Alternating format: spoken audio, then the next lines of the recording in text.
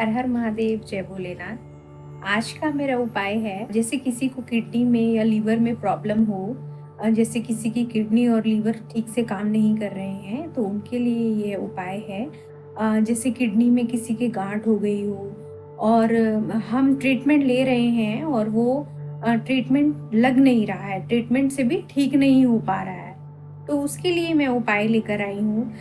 एक कुशा होता है, 1 लोटा जल लेकर आपको उसमें कुशा डालना है। कुशा आपने सुना ही होगा, कुशा। वो कुशा आपको 10 मिनट तक 1 लोटे जल में डालकर रखना है। वो कुशा आपने निकाल लेना है और वो कुशा निकालने के बाद आपको रख देना है अपने मंदिर में। उसके बाद आपको जाना है महादेव के मंदिर। आपको वो जल महादेव के मंदिर में चढ़ाना है, भोलेनाथ पर, शिवलिंग पे चढ़ाना है और उसके बाद वो जल आपको लेकर आना है घर पे। जलाधारी से वो जल लेकर आना है और फिर वो जल लाने के बाद आपको उस पेशेंट को पिलाना है जिस पेशेंट को दिक्कत है। और जहाँ पे वो उसको दिक्कत हो रही है, जैसे किडनी की दिक्कत है, लीवर की दिक्कत है, आपको वो जल वहाँ पे लगाना भी है। आपको करीबन ये 5 से 10 दिन आपको लगातार करना है, भरोसे के साथ। जिस इंसान को यह दिक्कत है वह ठीक हो जाएगा, उनको दिक्कत नहीं आएगी। जैसे किसी को पैरालाइज हो गया है, तो आप 1 लोटा जल भगवान शिव के मंदिर में चढ़ाइए और वहाँ से जलाधारी से जल लेके जहाँ पे जिस पेशेंट को पैरालाइज हुआ है वहाँ पे आप उनको वो जल लगाइए। इसका भी आपको बहुत अच्छा रिजल्ट मिलेगा। आपके पेशेंट की रिकवरी होगी और वो ठीक हो जाएगा।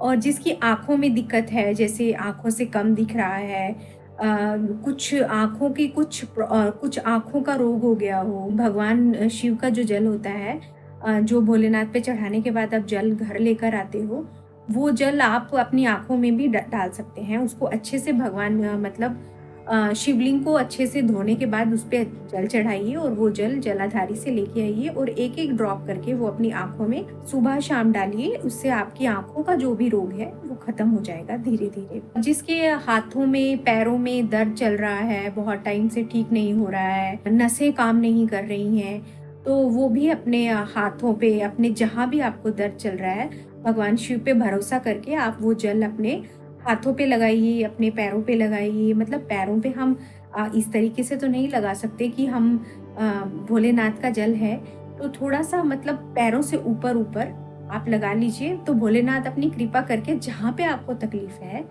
क्योंकि हम पाँव में डायरेक्टली नहीं लगा सकते, तो आपको जहाँ पे दिक्कत है, कष्ट है, भगवान भोलेनाथ अपने आप से ही ठीक कर देंगे। आपका व्यापार नहीं अच्छे से चल रहा है, आप परेशान हैं कि पैसा आ ही नहीं रहा है, आप जॉब भी अच्छी कर रहे हैं, उस जॉब से भी आपका पैसा अच्छा नहीं आ रहा है, आपकी सैलरी नहीं बढ़ पा रही है। आपने बहुत कोशिश कर ली, आप जितना हार्ड वर्क कर रहे हैं, उस हिसाब से आपकी ज़िंदगी में मतलब कुछ भी अच्छा रिस्पॉन्स नहीं है, आपके पास अच्छा पैसा नहीं है। तो आप सुबह-सुबह जब भोलेनाथ के मंदिर जाते हैं, भोलेनाथ के मंदिर आप नंगे पाँव जाना शुरू करो। आप कुछ दिन ऐसा करना शुरू करो, भोलेनाथ से अपनी मन्नत रख के कि मेरी ये प्रॉब्लम है और मैं आपके मंदिर में इतने दिन नंगे पाँव आऊँगा, नंगे पैर आऊँगा और मेरी ये समस्या आप ठीक कर दीजिए। आप नंगे पैर जाना शुरू करो। आप 10 दिन का, आप 11 दिन का, 21 दिन को, 31 दिन, जितना भी आप भगवान के सामने आप अपनी मन्नत ये रखोगे, जितने टाइम की भी, भोलेनाथ आपकी सुनेंगे, आपकी मन्नत पूरी होगी। आपके व्यापार में जो भी दिक्कत है, आपकी फाइनेंशियली जो भी प्रॉब्लम्स हैं, ये ठीक हो जाएँगी। और आप वो बेलपत्री के पेड़ के नीचे एक दिया, घी का दिया, देसी घी का दिया लगाना शुरू कीजिए। उससे भी आपके व्यापार में आपको अच्छा लगेगा, आपका व्यापार अच्छा चलेगा। भोलेनाथ के मंदिर में साफ-सफाई करना शुरू करो। उससे भी आपकी धीरे-धीरे आपकी जो भी आपकी दिक्कतें हैं व्यापार वाली, आपका व्यापार अच्छा नहीं चल रहा है, वो भी ठीक हो जाएगा। जैसे हस्बैंड वाइफ में आपस में बन नहीं रही है, दोनों में खटास पैदा हो गई है, मतलब दोनों अपनी ज़िंदगी से खुश नहीं हैं। आप आग के पेड़ के नीचे दही डालना शुरू करो। दही, खट्टी दही होती है, वो उस खटास को दूर कर देती है। आप ये उपाय भी करके देखना। आप भोलेनाथ के मंदिर जाइए, वहाँ पे अपनी ये मन्नत रखिए कि मेरे को ऐसी-ऐसी दिक्कत है और आपकी सब दिक्कतें दूर वो कर देंगे। आपके घर पे कोई कलेश चल रहा है, जैसे आपके बच्चे कलेशी हैं, आपके बच्चे घर में इतना कलेश रखते हैं, ज़िद्दी हैं बच्चे, पढ़ाई नहीं कर रहे हैं, सारा दिन फ़ोन पे बैठे हैं, आप उनको भी ये जल पिलाइए महादेव महादेव से बोल के कि ऐसे-ऐसे हमारे बच्चा हमारी बात नहीं सुन रहा है और हमें वो पूरा दिन ऐसे परेशान रखता है, पढ़ाई में नहीं रहता, सारा दिन फ़ोन पे रहता है।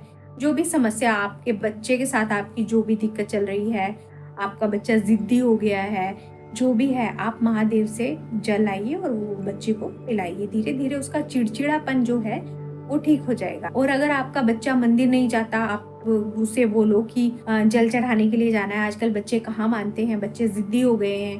तो इसलिए आप उनके नाम से भी 1 लोटा जल खुद चढ़ा सकते हैं। भोलेनाथ के सामने ये मन्नत करके आपके बच्चे की जो भी दिक्कत होगी वो मन्नत करके आप खुद चढ़ाइए। इससे भी आपका बच्चा ठीक होगा या आपका बच्चा बीमार हो, परेशान हो, जो भी आपकी दिक्कत होगी तो वो भी सॉल्व हो जाएगी। उसको बेलपत्र भी खिला सकते हैं। बच्चे चिड़चिड़े बच्चे को, जैसे बच्चा ज्यादा चिड़चिड़ा हो गया है, बातें नहीं सुन रहा है, माँ बाप से अच्छे से बात नहीं कर रहा है, चिल्ला रहा है, चीख रहा है, कुछ भी ऐसा कर रहा है, तो आप उसे बेलपत्र भी खिला सकते हैं। उसमें आपको फर्क लगेगा, धीरे धीरे तो वो ठीक हो ही जाएगा। अपने घर में भी आप छिड़काव कर सकते हैं, महादेव के मंदिर से जल लाकर अपने घर में छिड़काव कीजिए। आपके घर में कुछ भी बुरा होने वाला हो, आने वाली दिक्कतें हो, कुछ बुरा चल रहा हो, कोई दिक्कत आएगी नहीं आपके घर में, तो आप ऐसा कर सकते हैं। अब भोलेनाथ के सामने अपनी मन्नत रखो, तो अपनी प्रॉब्लम बताओ, तो तभी तो वो कुछ करेंगे ना। जब तक आप कुछ बताएंगे नहीं तो वो कैसे करेंगे। ऐसे नहीं होता ना कि आप घर पे बैठे हो आराम से अपनी प्रॉब्लम्स को लेके बैठे हो, सॉल्व नहीं हो रही है, परेशान हो गए हो, मैं क्या करूं क्या करूं क्या करूं। ऐसे तो नहीं होगा। जब तक आप कर्म नहीं करोगे तो कुछ भी नहीं होगा। तब तक आप भोलेनाथ के मंदिर जाइए, उनसे अपनी मन्नत रखिए, अपनी प्रॉब्लम बताइए, तो आपका सब सॉल्व हो जाएगा। बाबा भोले हैं, बहुत इतना कुछ मांगते ही नहीं है कि मुझे ये चाहिए, कुछ भी इतना तो कुछ चाहते ही नहीं है, इतनी भक्ति तो वो मांगते ही नहीं है, थोड़ी सी तो मांगते हैं। थोड़ी सी आप भक्ति कीजिए, शुरू कीजिए, धीरे धीरे आपका मन लगेगा, आपका खुद से मन होगा कि मैं भक्ति करूं और रोज मंदिर जाऊं। आपका खुद इतना मन लग जाएगा कि आपका मंदिर से हटने का मन ही नहीं करेगा।